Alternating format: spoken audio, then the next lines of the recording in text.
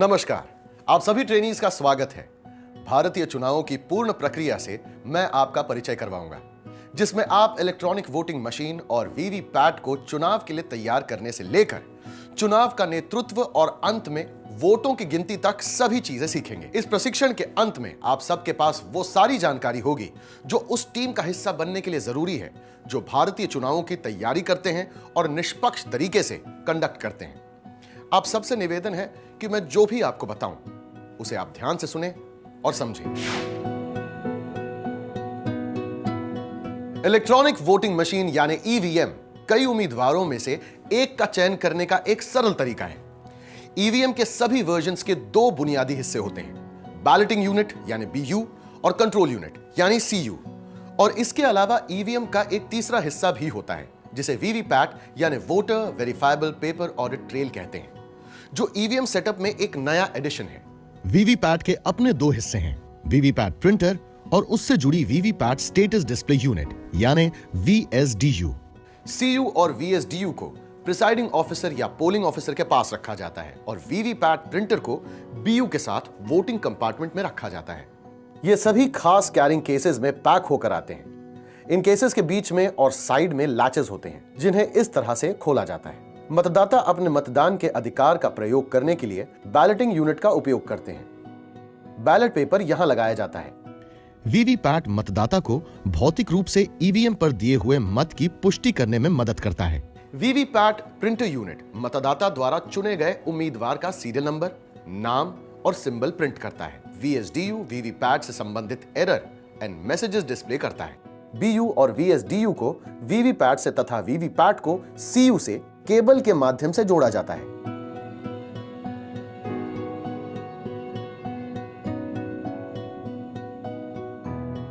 प्रत्येक बीयू में नोटा सहित 16 उम्मीदवार हो सकते हैं। 4 बीयूज को जोड़कर नोटा सहित 64 उम्मीदवारों को मतदान के लिए एक श्रृंखला में जोड़ा जा सकता है। हालांकि M3 ईवीएम में 24 बीयूज को श्रृंखला में जोड़ा जा सकता है। कंट्रोल यूनिट बीयू को एक्टिवेट करती है ताकि मतदाता अपने वोट डाल सकें। साथ ही सीयू वोट्स को रिकॉर्ड भी करती है। वीवीपैट मतदाता द्वारा चयनित उम्मीदवार के सीरियल नंबर, नाम और उसके चुनाव चिन्ह को 10 सेंटीमीटर लंबे पेपर स्लिप पर प्रिंट करता है, जिसे वीवीपैट स्लिप कहते हैं। प्रत्येक चुनाव से पहले हर पोलिंग स्टेशन के लिए बैलेटिंग यूनिट, कंट्रोल यूनिट और वीवीपैट को तैयार किया जाता है। इन मशीन्स के इस्तेमाल के दौरान हम इनके बारे में और जानेंगे, लेकिन फिलहाल कंट्रोल यूनिट के इन हिस्सों से परिचित होना जरूरी है। यह है पावर ऑन लैंप और यह है busy lamp. Display section, candidate set section, result section, ballot section. इसके अलावा पावर ऑन स्विच और सॉकेट को भी चेक कीजिए, जो कंट्रोल यूनिट से बीयू और वीवीपैट को कनेक्ट करता है। वीवीपैट का सेटअप आप इस प्रकार करेंगे: लॉकिंग लैच को रिलीज करें, बैटरी लगाएं और डोर बंद कर दें। पेपर रोल कंपार्टमेंट खोलें। पेपर रोल में स्पिंडल को लगाकर उसे ग्रूव्स में डाल दें। पेपर रोल के किनारे को पेपर इंसर्शन गाइड में दाखिल करें और 4 बार पेपर फीड नॉब को क्लॉकवाइज डायरेक्शन में घुमाएं। वीवीपैट प्रिंटर के केबल को सीयू से तथा बीयू और वीएसडीयू के केबल को वीवीपैट के साथ इस तरह से जोड़ें। ईवीएम और वीवीपैट के सभी कनेक्शन और डिस्कनेक्शन हमेशा पावर ऑफ मोड में ही किए जाने चाहिए। तो ट्रेनीज, ये था परिचय उस मशीन सेटअप का जिसे आप चुनाव में इस्तेमाल करेंगे। और आगे बढ़ने से पहले टेस्ट करते हैं कि अब तक हमने क्या सीखा। It's quiz time. मतदाता ईवीएम के किस कंपोनेंट को अपने वोट कास्ट करने के लिए प्रयोग करते हैं? कंट्रोल यूनिट और सीयू, बैलेटिंग यूनिट और BU, voter verifiable paper audit trail और वीवीपैट।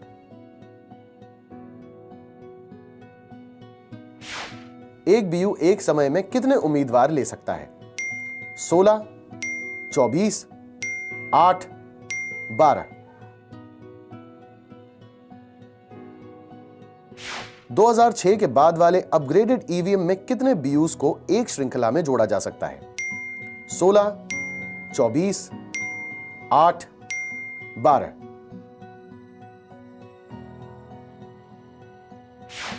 इनमें से कौन सा हिस्सा वीवीपैट सेटअप का हिस्सा नहीं है? कंट्रोल यूनिट और CU, printer unit, status display unit. अब हम समझेंगे कि ईवीएम और वीवीपैट की एफएलसी यानी फर्स्ट लेवल चेकिंग कैसे की जाती है। एफएलसी शुरू करने से पहले डीईओ यह सुनिश्चित कर लें एफएलसी हॉल इतना बड़ा है कि इसमें चेक की जाने वाली ईवीएम और वीवीपैट को ठीक तरह से रखा जा सके। FLC hall well lighted, well ventilated और डस्ट फ्री है। एफएलसी एरिया की मोर्चाबंदी और सुरक्षा पुलिस द्वारा की जा रही है। हॉल के अंदर और बाहर फायर एक्सटिंग्विशर और फायर अलार्म की पर्याप्त सुविधाएं हैं। हॉल सभी तरह इलेक्ट्रॉनिक उपकरणों से मुक्त है। पीने का पानी, शौचालय, प्राथमिक उपचार जैसी अन्य सुविधाएं उपलब्ध हैं। अंदर आने और बाहर जाने का एक ही दरवाजा है और वो आर्म्ड पुलिस फोर्स की लगातार निगरानी में है। मेटल डिटेक्टर वाली चौखट लगाई जा चुकी है। एफएलसी के लिए लगाए गए अधिकारियों और राजनीतिक दलों के प्रतिनिधियों को एफएलसी हॉल में जाने के लिए आइडेंटिटी कार्ड्स जारी कर दिए गए हैं। वेबकास्टिंग और वीडियोग्राफी की व्यवस्था की जा चुकी है। एफएलसी से संबंधित सभी रजिस्टर्स या फॉर्म्स का प्रबंध कर लिया गया है। डीओ द्वारा नामांकित 2 चुनाव अधिकारी ही सिर्फ 2 मोबाइल अंदर ले जा सकते हैं, जो एफएलसी ओके और एफएलसी रिजेक्ट मार्क करने के लिए कमीशन द्वारा डेवलप्ड एक खास मोबाइल ऐप के लिए इस्तेमाल होंगे। ईवीएम्स और वीवीपैट्स की एफएलसी बीईएल या ईसीआईएल के ऑथराइज्ड इंजीनियर करते हैं और यह काम आयोग द्वारा चुनावों की घोषणा से काफी पहले डीओ के स्तर पर किया जाता है। एफएलसी राजनीतिक दलों के प्रतिनिधियों की उपस्थिति में किया जाता है।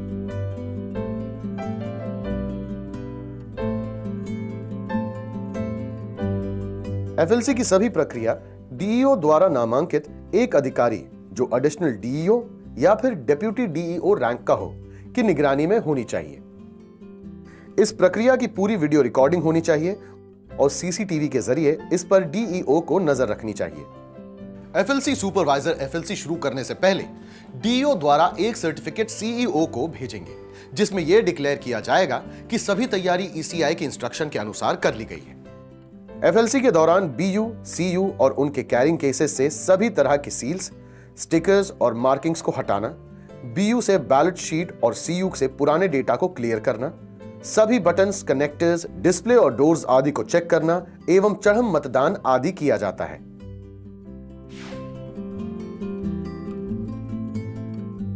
सीयू और बीयू के कैरिंग केसेस को खोलकर यूनिट से बाहर निकाल लें। सभी tags, pink paper seals, FLC stickers, wax seals और बैलेट शीट हटा दें। फिजिकल चेकिंग के समय सुनिश्चित करें कि सीयू के सभी buttons, toggle switch, connectors, doors, display panel और प्लास्टिक बॉडी ठीक है। इसी प्रकार बीयू के सभी connecting cables, connectors, latches, flaps, slide switches और प्लास्टिक बॉडी ठीक है। बीईएल और ईसीआईएल के इंजीनियर्स एनेक्चर 5 में सर्टिफाई करेंगे कि ईवीएम के सभी कंपोनेंट्स असली हैं। सीयू का बैटरी कंपार्टमेंट खोलें। पावर पैक कनेक्टर को सीयू के प्लग के साथ अलाइन करें और पावर पैक को दबाकर इंसर्ट करें।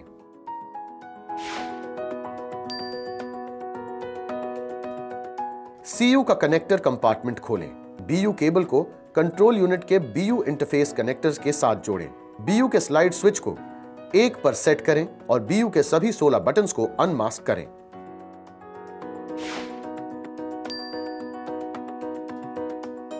ईवीएम को स्विच ऑन करें।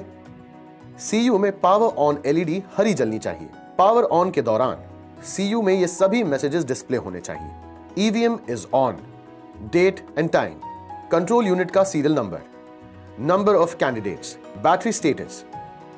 अगर पावर ऑन करते समय सीयू में इनमें से कोई भी डिफेक्ट पाया जाता है तो उसे रिजेक्ट कर दिया जाता है। एक या एक से ज्यादा सेगमेंट्स कम हो या कोई एक्स्ट्रा सेगमेंट डिस्प्ले हो, बीप ना होने पर या निरंतर बीप होने पर। अगर ग्रीन एलईडी पावर ऑन के दौरान न जले, सीयू पर डिस्प्ले डेट और टाइम चेक करें। गलत डेट और टाइम के केस में सही डेट और टाइम टाइम सेट जिग की मदद से सेट करें। सीयू में स्टोर्ड पिछले पोल्ड डेटा को क्लियर करने के लिए रिजल्ट कंपार्टमेंट का बाहरी दरवाजा खोलें और फिर अंदर के दरवाजे को खोलकर क्लियर बटन को प्रेस करें। अगर CU इनवैलिड डिस्प्ले करता है तो रिजल्ट बटन को प्रेस करें। फिर भी अगर CU इनवैलिड डिस्प्ले करता है तो क्लोज बटन को प्रेस करें। जब क्लोज डिस्प्ले सीक्वेंस पूरा हो जाए तो रिजल्ट बटन दबाएं और इंतजार करें जब तक CU एंड डिस्प्ले ना कर दे। इसके बाद क्लियर बटन दबाएं। क्लियर ऑपरेशन के दौरान ध्यान दें कि CU सभी उम्मीदवारों के लिए 0 वोट्स डिस्प्ले करें।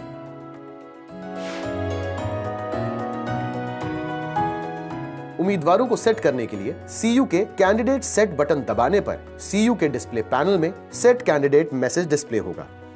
16 उम्मीदवारों को सेट करने के लिए BU में 16वें बटन को दबाएं।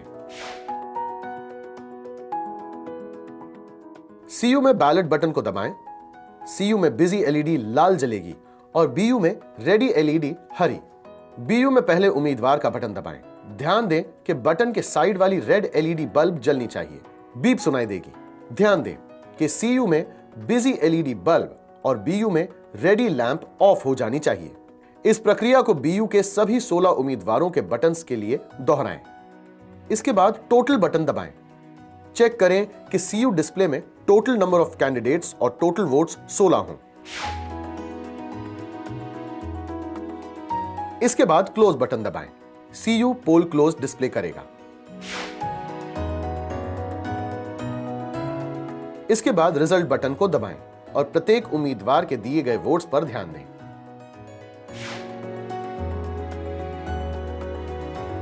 अंत में क्लियर बटन को दबाएं और इंतजार करें जब तक CU सभी उम्मीदवारों के लिए 0 वोट्स डिस्प्ले ना कर दे।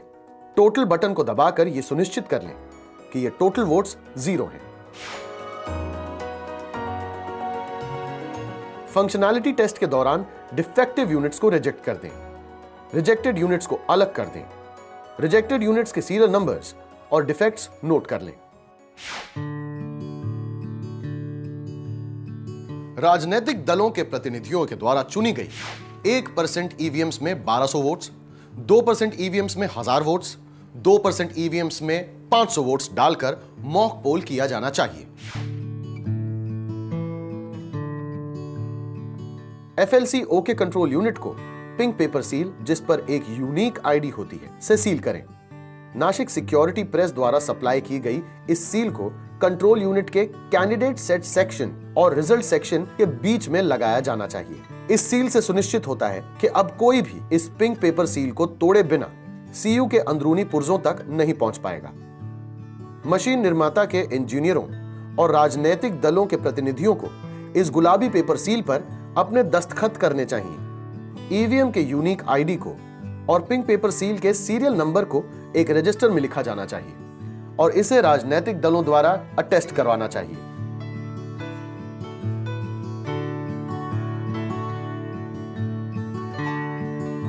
इस रजिस्टर की एक फोटोकॉपी देकर राष्ट्रीय और राज्य स्तर के सभी राजनीतिक दलों से कैंडिडेट सेटिंग के वक्त मौजूद सभी उम्मीदवारों से उसकी रसीद ली जानी चाहिए। यह रजिस्टर मतगणना के समय उपलब्ध होना चाहिए। FLC में ठीक पाई गई BU और CU की बैक साइड पर हरे रंग का FLC OK स्टिकर चिपकाएं।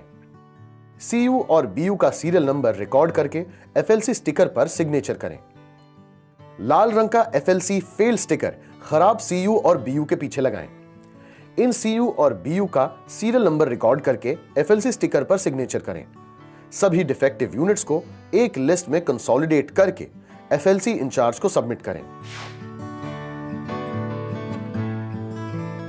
वीवीपैट का FLC EVM की FLC के साथ या उससे पहले किया जाना चाहिए।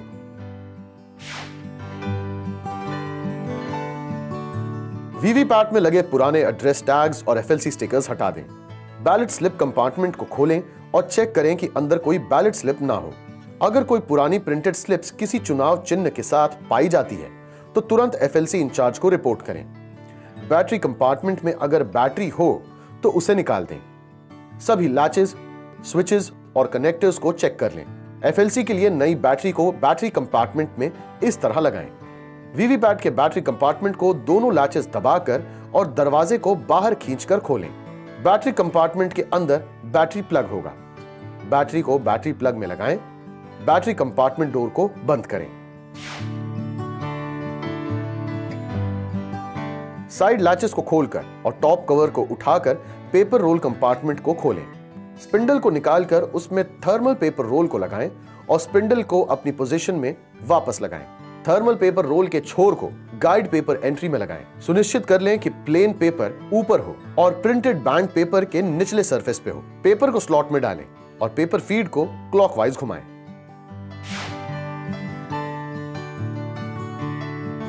एफएलसी और डेमोन्स्ट्रेशन के लिए डमी सिंबल्स लैपटॉप या सिंबल लोडिंग जिग की मदद से सभी 16 उम्मीदवारों के बटन्स के लिए लोड करें। सिंबल लोडिंग मैन्युफैक्चरर्स के ऑथराइज्ड इंजीनियर्स द्वारा की जाती है। इसके बाद सीयू, बीयू और वीवीपैट को केबल्स के माध्यम से जोड़ें। टेस्टिंग के लिए वीवीपैट में 16 डमी सिंबल्स लोडेड होने चाहिए।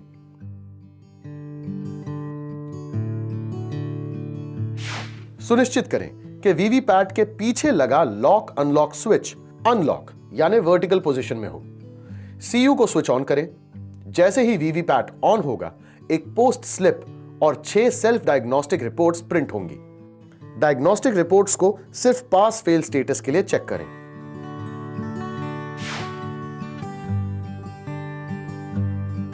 मॉक पोल शुरू करने से पहले प्रत्येक सेंसर का स्टेटस जांच लें। अगले स्टेप पर तभी जाएं जब सारे सेंसर्स का स्टेटस डायग्नोस्टिक रिपोर्ट्स में पास हो। अगर बैटरी का स्टेटस बैटरी रिपोर्ट में फेल हो तो बैटरी पैक को बदल दें और टेस्ट दोहराएं। सीयू को क्लियर स्टेट में डालें। सीयू के बैलेट बटन को दबाएं और वेरीफाई करें कि सीयू और वीएसडीयू की बिजी एलईडी ऑन है और बीयू का हरा रेडी लैंप भी ऑन है। अब बीयू वोटिंग के लिए तैयार है। पहले उम्मीदवार के लिए बीयू पर वोट कास्ट करें। उम्मीदवार के सिलेक्शन पर वीवीपैट बैलेट स्लिप प्रिंट करेगा। बैलेट स्लिप 7 सेकंड्स के लिए ट्रांसपेरेंट विंडो के पीछे डिस्प्ले होगी।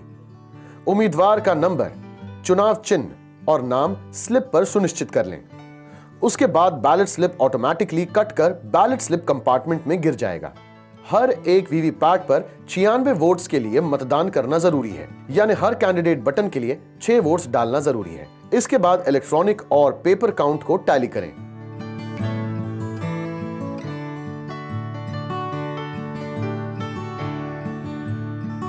अब सीयू का क्लियर बटन दबाकर सभी रिकॉर्ड्स मिटा दें।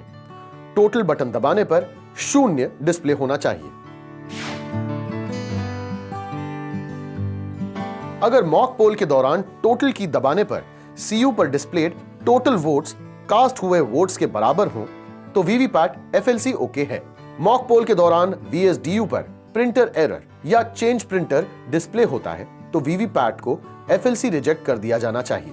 मॉक पोल के बाद एफएलसी ओके का हरे रंग का स्टिकर पास हुए वीवीपैट के लेफ्ट साइड में चिपका दें।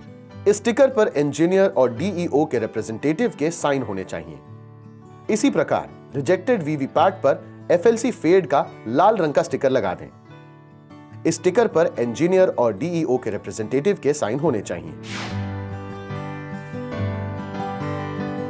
1% वीवीपैट्स को 64 कैंडिडेट्स के लिए 1 सीयू, 4 बीयू और 1 वीएसडीयू के साथ उसी प्रक्रिया के साथ 64 वोट डालकर मॉक पोल टेस्ट करें, यानी हर एक कैंडिडेट को कम से कम 1 वोट डालें। इंजीनियर्स द्वारा पूरे किए गए सभी बीयूज, सीयूज और वीवीपैट्स के एफएलसी स्टेटस को रोजाना ईटीएस में shifting FLC randomization mobile app द्वारा अपडेट किया जाना चाहिए।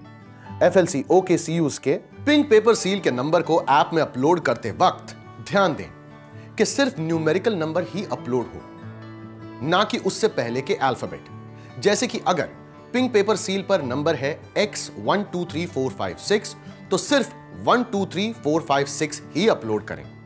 वीवीपैट्स के केस में बॉक्स नंबर हमेशा 0 होगा।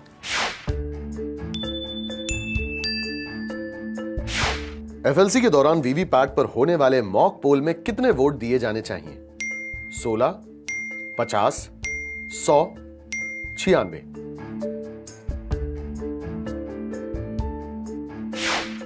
एफएलसी के बाद ईवीएम के कंट्रोल यूनिट को किससे सील किया जाना चाहिए? नासिक सिक्योरिटी प्रेस की pink paper seal, Nashik security press की ब्लू पेपर सील, सूरत सिक्योरिटी प्रेस की पिंक पेपर सील या सूरत सिक्योरिटी प्रेस की ग्रीन पेपर सील।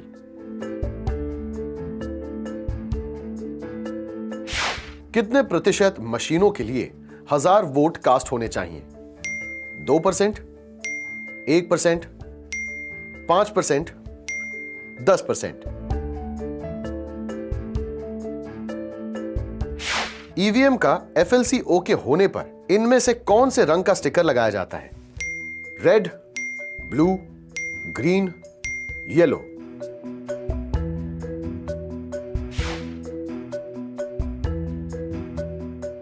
ईवीएम और वीवीपैट का रैंडमाइजेशंस केवल ETS यानी ईवीएम ट्रैकिंग सॉफ्टवेयर में किया जाता है।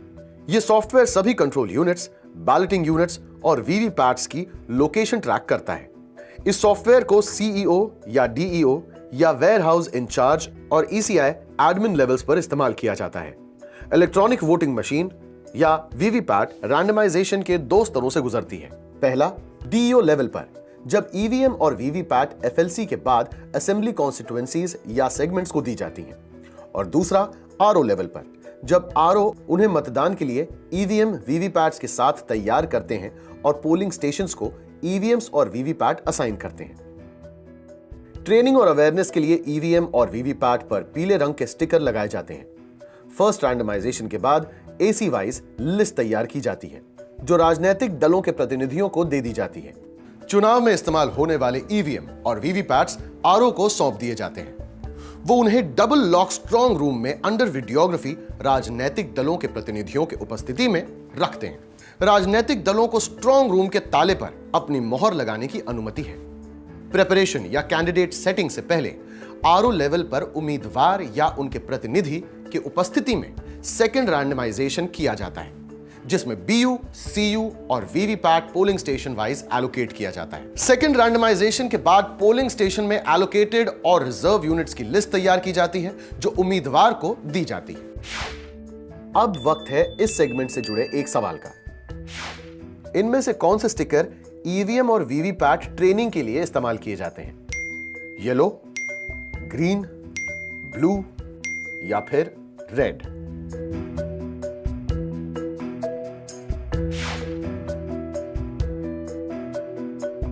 ईवीएम और वीवीपैट्स को कैंडिडेट्स के नाम फाइनल होने के बाद पोलिंग के लिए तैयार किया जाता है। इलेक्शन कमीशन ने ईवीएम और वीवीपैट में नोटा यानी नन ऑफ द अबव का भी ऑप्शन शामिल किया है, जो कि बैलेट पे कैंडिडेट्स की लिस्ट में आखिरी कैंडिडेट के सीरियल नंबर, नाम और चुनाव चिन्ह के बाद शामिल होता है। RO स्तर पर ईवीएम और वीवीपैट को पोलिंग के लिए तैयार करने की प्रक्रिया फिर से एक बड़े हॉल में की जाती है। इस प्रक्रिया में उम्मीदवार या उनके एजेंट के अलावा कमीशन से एक ऑब्जर्वर शामिल होते हैं, जिन्हें पूरी सुरक्षा प्रक्रियाओं से गुजरना होता है। कैंडिडेट सेटिंग के समय मॉक पोल के लिए उम्मीदवार या उनके रिप्रेजेंटेटिव के द्वारा रैंडमली सिलेक्टेड 5% ईवीएम्स और वीवीपैट्स पर 1000 वोट डाले जाते हैं और इलेक्ट्रॉनिक और पेपर काउंट टैली किया जाता है। इसका कॉन्फर्मेशन आयोग द्वारा निर्धारित फॉर्मेट में कैंडिडेट्स या उनके उपस्थित प्रतिनिधियों से लिया जाना चाहिए। ईवीएम और वीवीपैट को चुनावों के लिए RO स्तर पर चुनाव लड़ने वाले उम्मीदवारों की सूची को अंतिम रूप दिए जाने के बाद तैयार किया जाता है। इसका मुख्य उद्देश्य BU में बैलेट पेपर को लगाना, CU में कैंडिडेट सेट और वीवीपैट में सिंबल लोडिंग करना है। वीवीपैट प्रिंटर यूनिट में नया रोल और नया पावर पैक लगाया जाता है। BEL या ECIL के अधिकृत इंजीनियर्स उम्मीदवारों की क्रम संख्याओं, नामों और चुनाव चिन्हों को वीवीपैट में अपलोड करते हैं। इनमें अंतिम क्रम संख्या पर नोटा का पूरा नाम यानी नन ऑफ द अबव भी शामिल किया जाता है। बैलेटिंग यूनिट का फ्रंट डोर कवर खोलने के लिए लैचेस को पीछे की तरफ पुश करें और कवर को उठा दें। अब उसी तरह से फ्रंट कवर के पीछे के दोनों लैचेस को पुश करें, जिससे बैलेट पेपर स्क्रीन खुल जाएगा। यहां पे बैलेट पेपर को लगाते वक्त यह सुनिश्चित कर लें कि 2 कैंडिडेट के बीच की पार्टीशन लाइन BU कवर के ग्रूव्स में सही तरह से अलाइन है। अब स्क्रीन बंद करके एड्रेस टैग लगाकर इसे सील कर दें। एक से ज्यादा बैलेटिंग यूनिट के इस्तेमाल होने पर आपको दूसरे बैलेटिंग यूनिट्स को इस कनेक्टर से जोड़ना होगा। अतिरिक्त बटन जिस पे किसी उम्मीदवार का नाम नहीं है, उन्हें मास्क कर दें। अब उम्मीदवारों की संख्या के अनुसार स्लाइड स्विच की पोजीशन सेट कर दें। उम्मीदवार संख्या 1 से 16 के लिए स्लाइड स्विच की पोजीशन BU1 पर 1 होगी। उम्मीदवार संख्या 17 से 32 के लिए स्लाइड स्विच की पोजीशन BU1 पर 1 होगी और BU2 पर 2 होगी। उम्मीदवार संख्या 33 से 48 के लिए स्लाइड स्विच की पोजीशन BU1 पर 1 और BU2 पर 2 और BU3 पर 3 होगी। उम्मीदवार संख्या 49 से 64 के लिए स्लाइड स्विच की पोजीशन BU1 पर 1, BU2 पर 2, BU3 पर 3 और BU4 पर 4 होगी। इसके बाद BEL या ECIL इंजीनियर्स ये सर्टिफाई करते हैं कि BU के सभी कंपोनेंट्स ओरिजिनल हैं। इसके बाद आप बैलेटिंग यूनिट के कवर को बंद कर दें और यूनिट्स को एड्रेस टैग से दोनों लैचेस को सील कर दें। उसके बाद सारे BUs को नासिक सिक्योरिटी प्रेस द्वारा सप्लाई की हुई पिंक पेपर सील से 16वें स्थान के उम्मीदवार के ठीक नीचे ऐसे सील करें कि उम्मीदवार का सीरियल नंबर, नाम और चुनाव चिन्ह न ढके। यह सील सुनिश्चित करता है कि बिना पिंक पेपर सील को तोड़े कोई भी BU के अंदरूनी हिस्से के साथ किसी प्रकार की छेड़छाड़ ना कर सके। उसके बाद इस पिंक स्लिप पर इंजीनियर्स और उम्मीदवार या उनके रिप्रेजेंटेटिव अपना हस्ताक्षर करेंगे। अब कंट्रोल यूनिट में नया पावर पैक लगा दें और पिछले हिस्से का कंपार्टमेंट खोलकर BU का कनेक्टर केबल कनेक्ट करें। फिर मौजूद स्विच से पावर ऑन कर दें। अब कैंडिडेट सेट वाले हिस्से को खोलकर कैंडिडेट सेट बटन दबा दें। ऐसा करते ही सेट कैंडिडेट फ्लैश होने लगेगा और साथ ही एक बीप की आवाज आएगी। अब BU पे मौजूद आखिरी कैंडिडेट नोटा वाला ब्लू बटन दबा दें। अगर उम्मीदवारों की संख्या नोटा को मिलाकर 5 है तो डिस्प्ले पर कैंडिडेट्स 5 लिखा आएगा और क्रमशः यह डिस्प्ले उम्मीदवारों की संख्या के अनुसार बढ़ता रहेगा। अगर डिस्प्ले पे इनवैलिड लिखा आए तो इसका मतलब है कि मशीन में पहले से डेटा मौजूद है। ऐसी स्थिति में क्लोज बटन को दबाएं और तब तक इंतजार करें जब तक डिस्प्ले पे पोल क्लोज लिखा न आए। अब रिजल्ट बटन को दबाइए और तब तक इंतजार कीजिए जब तक एंड डिस्प्ले ना हो। फिर क्लियर बटन को दबाइए और तब तक इंतजार कीजिए जब तक एंड डिस्प्ले ना हो। उसके बाद कैंडिडेट सेट की प्रक्रिया को पहले बताए गए प्रक्रिया से दोबारा करें। अब CU पे उम्मीदवार सेट हो गए हैं। ठीक ऐसे ही अगर डिस्प्ले पर लिंक एरर 1 लिखकर आता है तो इसका मतलब है कि आपने BU को कनेक्टर से ठीक से कनेक्ट किए बिना ही कैंडिडेट सेट बटन दबा दिया है। आप कनेक्शन को ठीक से जांच कर दोबारा प्रयास करें। अब EVM और VVPAT को एड्रेस टैग लगाकर सील करें और वहां मौजूद कैंडिडेट्स या उनके एजेंट्स के सिग्नेचर एड्रेस टैग्स पर ले लें। इसके उपरांत EVMs और VVPATs को उनके सुनिश्चित बॉक्सेस में डाल दें। अब EVM और VVPAT डिस्पर्सल के लिए तैयार हैं। अब वक्त है इस सेगमेंट से जुड़े एक सवाल का। उम्मीदवार संख्या 38 के लिए स्लाइड स्विच की पोजीशन क्या होनी चाहिए? 1, 2, 3 या फिर 4?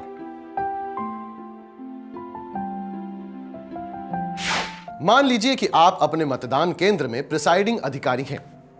क्या चीजें हैं जिनका आपको ख्याल रखना है? आइए देखते हैं। प्रिसाइडिंग ऑफिसर EVM और VVPAT पे दिए सीरियल नंबर और एड्रेस टैग को जांचकर यह सुनिश्चित करेंगे कि जो EVM और VVPAT उन्हें मिला है वो उनके पोलिंग स्टेशन के लिए ही है। डिलीवरी लेने से पहले वो मशीन के फंक्शंस की भी जांच करेंगे। उसके लिए वो ये सारी प्रक्रिया करेंगे। CU को स्विच ऑन करके वो टोटल बटन दबाएंगे और देखेंगे कि CU पर उम्मीदवारों की कुल संख्या सही है। बैलेट यूनिट पर बैलेट पेपर सही फिक्स्ड है। ये जांच करेंगे कि उम्मीदवारों वाले बटन्स खुले हैं और शेष बटन्स बंद हैं। प्रिसाइडिंग ऑफिसर को इन सब की 2 कॉपीज दी जानी चाहिए।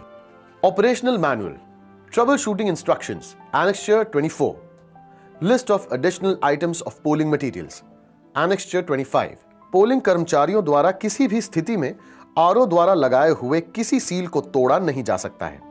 अगर उन्हें मशीन में किसी भी तरह की गड़बड़ी दिखे तो वो तुरंत उसे बदलने की मांग करेंगे।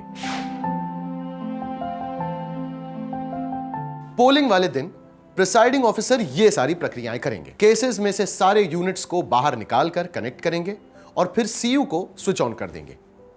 टोटल बटन दबाकर यह जांच कर लेंगे कि पहले से कोई पोलिंग नहीं की गई है। एक्चुअल पोलिंग शुरू होने के 1 घंटे पहले मॉक पोल किया जाना चाहिए और सभी उम्मीदवारों को इसकी सूचना लिखित में काफी पहले दी जानी चाहिए ताकि उनके पोलिंग एजेंट्स समय पर मॉक पोल में पहुंच सकें। मॉक पोल के दौरान कम से कम 2 उम्मीदवारों के पोलिंग एजेंट्स का होना जरूरी है, लेकिन अगर 2 उम्मीदवारों के पोलिंग एजेंट्स मौजूद ना हो तो प्रिसाइडिंग ऑफिसर मॉक पोल शुरू करने से पहले 15 मिनट इंतजार करेंगे। लेकिन अगर फिर भी 2 पोलिंग एजेंट्स नहीं आते हैं तो प्रिसाइडिंग ऑफिसर 0 या 1 पोलिंग एजेंट के मौजूदगी में मॉक पोल शुरू कर सकता है। कम से कम 50 वोट का एक मॉक पोल करें।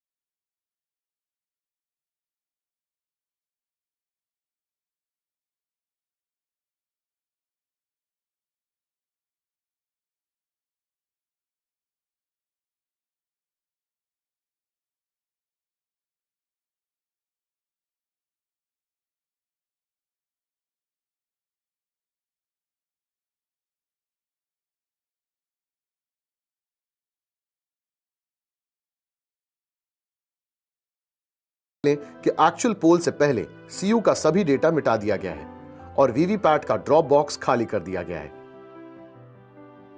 आरओ का काम है कि वो मॉक पोल और उसके स्टेटस पर भी नजर रखें। इस प्रक्रिया में जहां माइक्रो ऑब्जर्वर अपॉइंटेड है, वहां उसका मॉक पोल में होना जरूरी है और सारी प्रक्रियाओं का वीडियो रिकॉर्डिंग करना अनिवार्य है। मॉक पोल डेटा को क्लियर करने के बाद सीयू को address tag, special tag, green pepper seal और आउटर पेपर स्ट्रिप सील से एक्चुअल पोलिंग से पहले सील कर दें। मॉक पोल स्लिप के पीछे दिए गए एक मॉक पोल स्लिप का स्टैंप लगाएं और ब्लैक एनवेलोप में पीओ की सील से सील कर दें और फिर इस एनवेलोप को एक दिए हुए खास प्लास्टिक बॉक्स में डाल दें।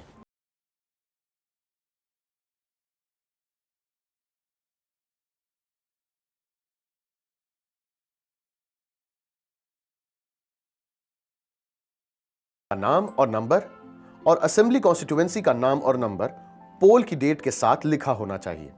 इस बॉक्स को पिंक पेपर सील से सील कर दें। प्रिसाइडिंग ऑफिसर और पोलिंग ऑफिसर्स इस सील पर अपने दस्तखत करेंगे। इस बॉक्स को चुनाव से जुड़े बाकी सभी डॉक्यूमेंट्स के साथ आरओ के पास रख दें।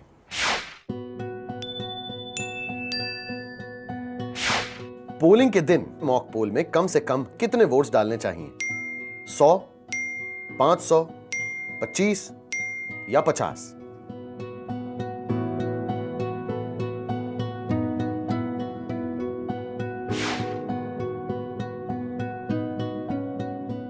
ग्रीन पेपर सील को दोनों रिजल्ट के फ्रेम्स में डाल दें।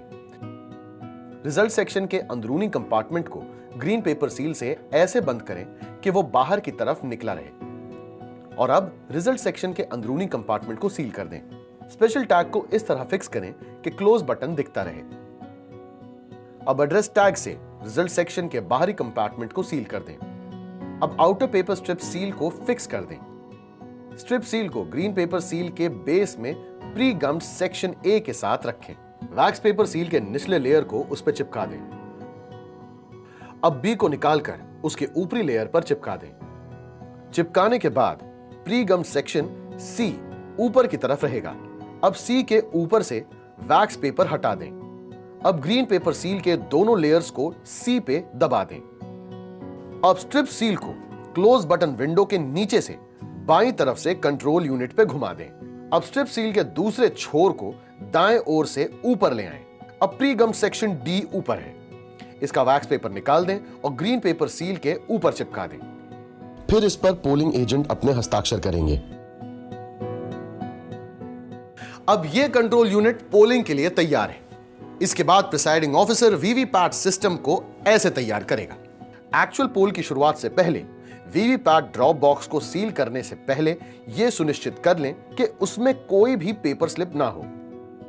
वीवीपैट यूनिट के ड्रॉप बॉक्स को एक धागे और एड्रेस टैग से सील करें।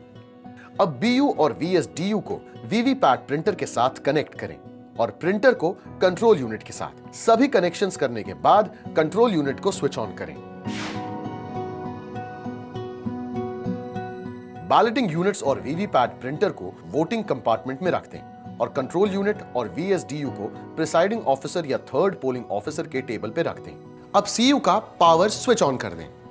अब ईवीएम और वीवीपैट पोलिंग के लिए तैयार है। पोलिंग ऑफिसर कंट्रोल यूनिट पे बैलेट बटन को दबाकर बैलेट यूनिट को वोटर द्वारा वोट डालने के लिए एक्टिवेट करेगा। वोटर वोटिंग कंपार्टमेंट में जाकर अपने उम्मीदवार का बटन दबा सकता है।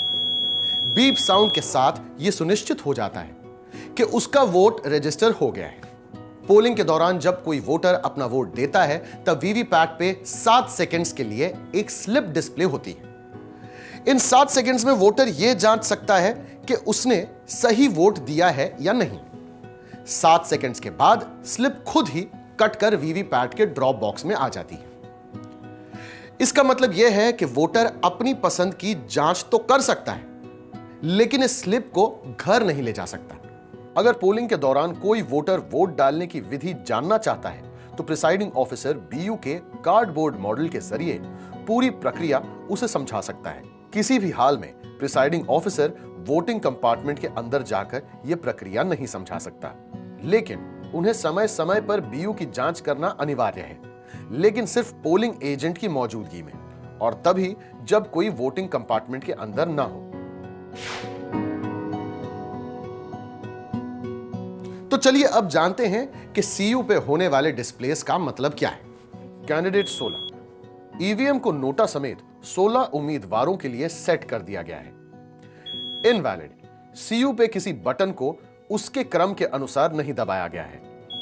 फुल इसका मतलब है कि ईवीएम में उसके अधिकतम संख्या के वोट डाले जा चुके हैं। यह अधिकतम संख्या है 2000 वोट्स। बैटरी हाई, मीडियम, लो यह स्वयं समझा जा सकता है। सीरियल नंबर E00001 यह सीयू का यूनिक सीरियल नंबर है। कंप्यूटिंग रिजल्ट मतलब वोट्स की गिनती हो रही है। पीएसटी एंड पीईटी मतलब poll starting time and poll end time. PDT मतलब poll date and time. Candidate 06:236 मतलब कैंडिडेट नंबर 6 को 236 वोट्स मिले हैं। प्रिंटिंग मतलब प्रिंटिंग चालू है। क्लॉक एरर मतलब RTC real time clock time and date में कुछ गड़बड़ी है। अगर डिस्प्ले में लिंक एरर 1 आ जाता है तो इसका मतलब है कि केबल को सीयू या स्लाइड के साथ ठीक से नहीं जोड़ा है। स्विच पोजीशन अपने सही संख्या पे नहीं है। Units are not cascaded in the right sequence. Pressed error इसका मतलब है कि किसी ने गलती से बीयू का कोई बटन दबा दिया है या वो जैम्ड हो गया है। आइए अब देखते हैं कि वीवीपैट के डिस्प्लेस के क्या मतलब है। अगर वीएसडीयू पे कोई मैसेज नहीं है और सीयू पे लिंक एरर दिख रहा है तो पूरे सिस्टम को बदलने की जरूरत है।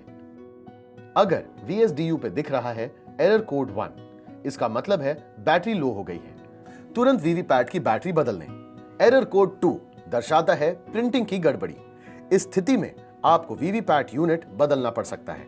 अगर सीयू में बैलेट की दबाने पर वीएसडीयू में एरर कोड 2 डिस्प्ले होता है तो सीयू को स्विच ऑफ कर दें। एरर कोड को टेस्ट फॉर्मेट में नोट डाउन करें। Printer error 2.1 abnormal head temperature।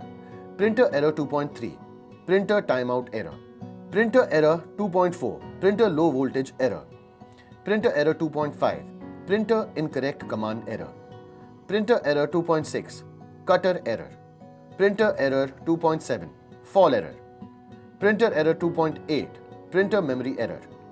Printer error 2.9 contrast error. Printer error 2.10 length error. Printer error 2.12 plate open error. Printer error 2.13 no paper error. Printer error 2.14 deplete error. याद रहे, VVPAT की unit बदलनी हो या VVPAT की battery बदलनी हो या केबल्स जोड़ने की प्रक्रिया है, यह सब करने से पहले सीयू को स्विच ऑफ करना जरूरी है। पोलिंग खत्म होते ही अपनी चेकलिस्ट तैयार करनी चाहिए। वीवीपैट से जुड़ी अतिरिक्त सामग्रियों की यह चेकलिस्ट पोलिंग पार्टी को उपलब्ध करानी चाहिए। एक voter verifiable paper audit trail, VVPAT, एक VVPAT status display unit, VSDU, VVPAT printer unit के लिए एक extra power pack, VVPAT system के लिए एक कैरिंग केस, काले मोटे कागज से बने 2 लिफाफे जिनमें मॉक पोल की प्रिंटेड पेपर स्लिप सील की जा सके। कागज के काले लिफाफों को सील करने के लिए एक प्लास्टिक बॉक्स, प्लास्टिक बॉक्स को सील करने के लिए 2 pink paper seal. Conduct of election rules के नियम 49MA के तहत मतदाता द्वारा उद्घोषणा हेतु फॉर्म की 10 कॉपीज। अगर किसी भी कारण से किसी पोलिंग स्टेशन पे CU या BU को बदलना पड़ जाए तो पूरा सेट यानी CU, सभी BUs तथा वीवीपैट को रिप्लेस किया जाना चाहिए। इसके बाद मॉक पोल कंडक्ट किया जाएगा। मॉक पोल के दौरान नोटा सहित हर एक कैंडिडेट के लिए एक वोट कास्ट किया जाएगा। वीवीपैट के खराब होने पर केवल वीवीपैट बदलना चाहिए। पोल के समय केवल वीवीपैट रिप्लेसमेंट के बाद मॉक पोल नहीं करना है।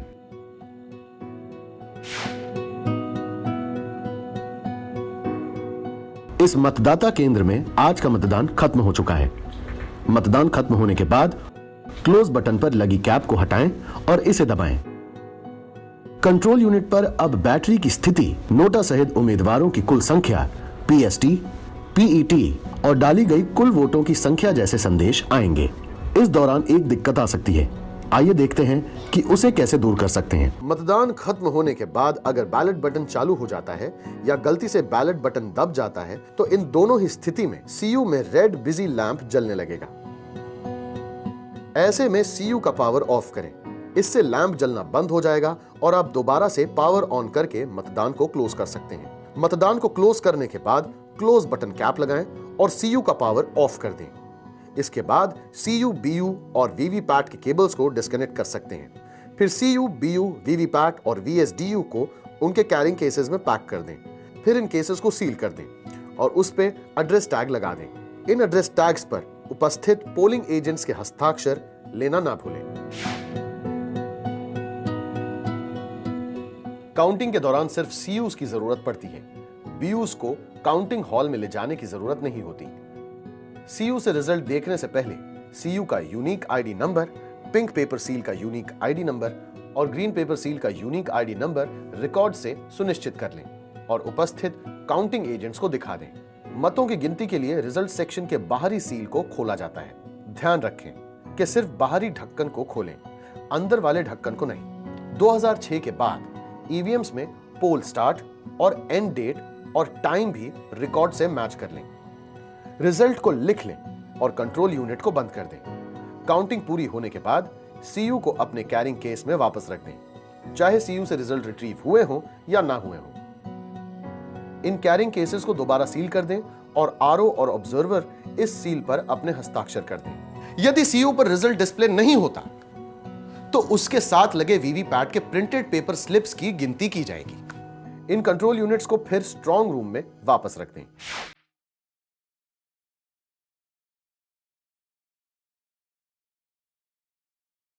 अगर कोई उम्मीदवार या उसका इलेक्शन एजेंट या काउंटिंग एजेंट किसी मतदान केंद्र या केंद्रों के वीवीपैट पेपर स्लिप्स की गिनती के लिए RO के पास लिखित में आवेदन करता है तो RO उसके आवेदन को पूरी तरह या आंशिक तौर पर स्वीकार कर सकता है।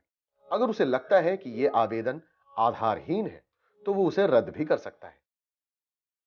RO लिखित में एक स्पीकिंग ऑर्डर पास करेगा कि प्रिंटेड पेपर स्लिप्स की गिनती की जानी है या नहीं। इस बात का निर्णय करने के दौरान RO को इन बातों का ध्यान रखना चाहिए। क्या उस मतदान केंद्र में डाली हुई कुल वोट्स की संख्या जीतने वाले उम्मीदवार और अपील करने वाले उम्मीदवार के पक्ष में पड़ी वोट्स के मार्जिन से कम है या अधिक? क्या EVM में कोई गड़बड़ी आ गई थी और मतदान के समय उसे बदलना पड़ा था? क्या वीवीपैट के बारे में ऐसी शिकायत आई थी कि वो पेपर स्लिप प्रिंट नहीं कर रही, या मतदान के दौरान उस मतदान केंद्र में किसी ने मतदान के नियम 49MA के तहत शिकायत की थी? RO अपने फैसले को लिखित में आधार सहित दर्ज करेंगे। अगर RO VVPAT printed paper slips को गिनने का फैसला करते हैं तो उसकी प्रक्रिया इस प्रकार से होगी। वीवीपैट को वीवीपैट काउंटिंग बूथ में लेकर आएं। ड्रॉप बॉक्स के एड्रेस टैग की जांच इस बात की पुष्टि के लिए करें कि यह उसी मतदान केंद्र से संबंध रखता है जिसकी गिनती का आदेश आरओ ने दिया है। इसके बाद एड्रेस टैग हटाकर ड्रॉप बॉक्स से पेपर स्लिप्स बाहर निकालें। यह सुनिश्चित करें कि कोई भी पेपर स्लिप ड्रॉप बॉक्स में पड़ी ना हो। सभी काउंटिंग एजेंट्स को यह दिखा दें कि वीवीपैट से सभी प्रिंटेड पेपर स्लिप निकाल ली गई हैं। अगर मतदान के दौरान वीवीपैट को बदला गया था तो इस मतदान केंद्र में इस्तेमाल की गई सभी वीवीपैट यूनिट्स को काउंटिंग टेबल पर गिनती के लिए लाया जाना चाहिए। अब कृपया ध्यान दीजिए कि जिस वीवीपैट को किसी कारण से बदला गया था उसमें पूरी या आंशिक रूप से छपी हुई बिना कटी पेपर स्लिप हो सकती है। ऐसी लटकी हुई या बिना कटी स्लिप गिनी नहीं जानी चाहिए। कृपया लटकते हुए ऐसे कागज को फाड़ने की कोशिश ना करें। जब तक कि मशीन खुद प्रिंटेड पेपर स्लिप को काटती नहीं है, वोट इलेक्ट्रॉनिक तरीके से सीयू में रिकॉर्ड नहीं होता। ऐसे मामले में जिस आखिरी मतदाता की प्रिंटेड पेपर स्लिप नहीं कटी थी उसे वीवीपैट को बदलने के बाद अपना वोट देने का अवसर दिया जाना चाहिए। याद रखें कि इस्तेमाल की गई हर वीवीपैट के ड्रॉप बॉक्स में सेल्फ टेस्ट रिपोर्ट की कुछ प्रिंटेड पेपर स्लिप्स होती हैं। इसे आसानी से पहचाना जा सकता है क्योंकि इनमें किसी उम्मीदवार का नाम या चुनाव चिन्ह नहीं होता है। इन प्रिंटेड पेपर स्लिप्स को साथ ही संभाल कर रखना चाहिए, लेकिन इन्हें गिनना नहीं चाहिए। किसी उम्मीदवार विशेष से संबंध रखने वाली सभी प्रिंटेड पेपर स्लिप उस उम्मीदवार के लिए बनाए गए पिजन होल में रखें। फिर हर उम्मीदवार की ऐसी 25 स्लिप्स का बंडल बनाएं। इसके बाद काउंटिंग स्टाफ हर उम्मीदवार की प्रिंटेड पेपर स्लिप्स को गिनना शुरू करेगा।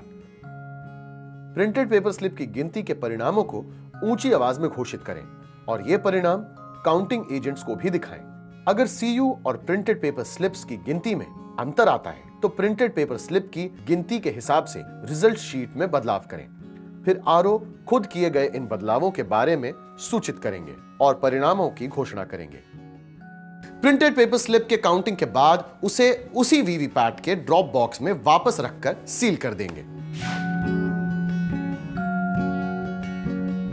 मतदान के बाद ईवीएम और वीवीपैट को स्ट्रांग रूम में रखें। Strong room election petition period पूरे होने तक न खोला जाए, यानी जब तक EP list respective high court से न आ जाए। इलेक्शन पिटीशंस का पीरियड खत्म होने के बाद यानी परिणाम के घोषित होने के 45 दिन बाद डीईओ कंसर्न्ड हाई कोर्ट से ईपी की एग्जैक्ट पोजीशन जांच लेगा। उसके बाद यह एक्शन लिया जाएगा। चुनाव में इस्तेमाल हुए सभी वीवीपैट्स डीईओ के कस्टडी में अनटच्ड रहेंगे जब तक इलेक्शन पिटीशन की अवधि खत्म ना हो जाए और डीईओ ने कंसर्न्ड हाई कोर्ट से ईपी की एग्जैक्ट पोजीशन पता न की हो। उन केसेस में जहां कोई इलेक्शन पिटीशन नहीं फाइल की गई हो या कोई भी कोर्ट केस पेंडिंग ना हो, वो सब वीवीपैट अगले चुनावों के लिए training, awareness, movement, physical verification के पर्पस के लिए इस्तेमाल किए जा सकते हैं। अब आइए हम एक नजर डालते हैं ईवीएम के कुछ महत्वपूर्ण डूज एंड डोंट्स पर। इस्तेमाल से पहले ईवीएम के कामकाज को ध्यान से समझें। ईवीएम को गर्मी, धूल, बारिश, आग और दूसरे खतरों से बचाएं। यह सुनिश्चित करें कि बीयू, सीयू और वीवीपैट उस सतह पर ठीक से टिकी है जिस पर उन्हें रखा गया है। सुनिश्चित करें कि केबल सीयू में ठीक से लगी है। केबल सिर्फ एक दिशा में ही लग सकती है। लैच और हिंज पर ज्यादा दबाव ना डालें। सीलिंग के दौरान मशीन्स पर पिघला हुआ लाख या मोम न गिरने दें। जब तक कंट्रोल यूनिट या वीवीपैट काउंटिंग टेबल पर न पहुंच जाए, किसी भी सील को न हटाएं। काउंटिंग के बाद पावर पैक और पेपर रोल्स को ईवीएम और वीवीपैट से न निकाला जाए। मशीन्स को आपस में जोड़ने वाले केबल को कनेक्टर के हुड पे लगी स्प्रिंग टाइप क्लिप्स को दबाए बिना न खींचें। सबसे महत्वपूर्ण यह है कि हमेशा यह सुनिश्चित करें कि ईवीएम की निगरानी होती रहे। और ना करने वाली सबसे जरूरी बात यह है कि किसी भी स्थिति में, किसी भी स्तर पर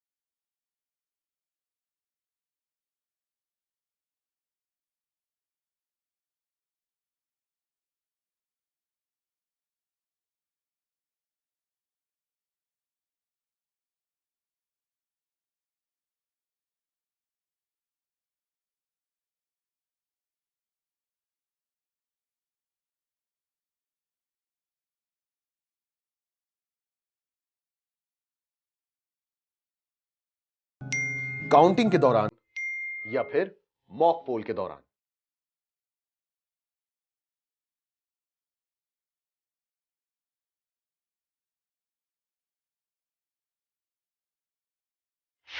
मुझे उम्मीद है कि आप इन सारी प्रक्रियाओं को अच्छे से समझ चुके हैं, लेकिन अगर आपको कभी भी कोई भी डाउट हो तो आप इस सेशन के तुरंत बाद अपने ट्रेनिंग ऑफिसर से उसे क्लियर कर लें।